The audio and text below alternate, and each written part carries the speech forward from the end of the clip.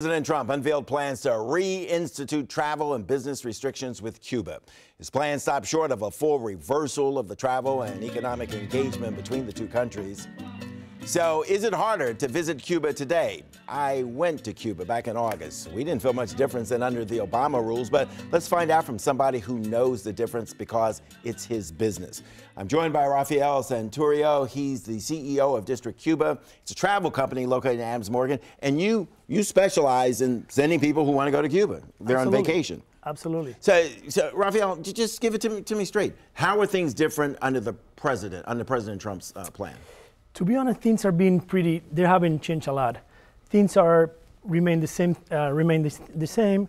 We follow like all the U.S. regulation, and things that haven't changed much since Obama. So you get a phone call from somebody from D.C., a husband and wife, or a couple, and they want to go to Cuba. What are they not able to do?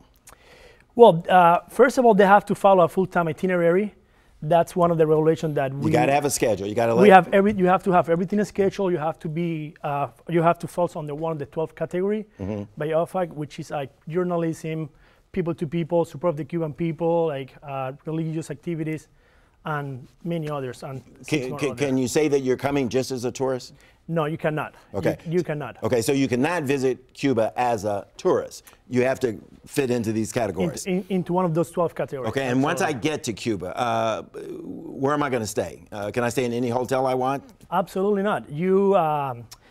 First of all, we have a portfolio of apartments where you pretty much you'll be staying at private apartments where you'll be helping local businesses to grow. You'll be eating at private restaurant, which is called paladares.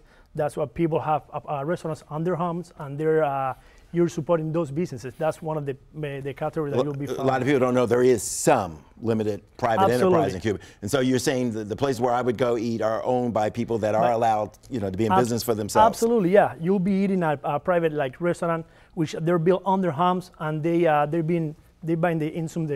all the foods from like local entities and from the people outside in the countryside. Yeah, I can say firsthand that the food in these private restaurants is a lot better than in the big hotels and the government places. Sometimes you can find better. I mean, you can find better options in the private industry. Okay, Cuba has world-class beaches. A lot of people, would be coming to Cuba, to spend time on the beaches. Can you still do that? Can you stay in those large, fancy hotels that are? Absolutely not. You cannot. You cannot. Okay. That's totally legally, and you can stay at one of those. So don't expect that. So it would be what, a day visit to the beach? You can do that. You can go on a day visit unless but you must follow a full-time itinerary. While you go to While you go to those places, you must follow a full-time itinerary, which is like meaningful to the local, meaningful to you. We kind of make sure you get to know like Cuban culture, the rich variety of everything. Again, I can't go act like a tourist and just sit at the beach all day long. No. Okay. A lot of people coming in cruises, and a lot of people, when they travel, they get insurance. Should people get insurance when they travel? Absolutely, that's something that I won't say it would hurt anyone. You can Cuba, also like offer insurance at the airport when you land. You can buy your insurance. Also, if you go on a cruise, you can buy from the cruise line that you're going to.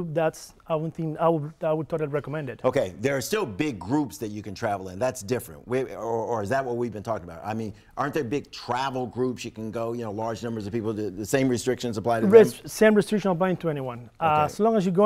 As long as you follow the 12 category, you follow your full-time itinerary, you follow with all the U.S. jurisdiction, and everything applies to So whether you're traveling as a group of 20 or 2 people or whatever, same. You must follow the regulations. Is it expensive? Has it gotten more expensive under Trump? It's really depend, but I won't. It's really depend. Okay. All right. What about entertainment, nightlife? You can still do that. Go to clubs. You can. Not really. You can go to museums. You can go to bars. You can experience. Like I say, as long as you experience the Cuban culture, you follow all the regulations, you'll be good to go. Got it. Thanks a lot. Appreciate it. To be continued.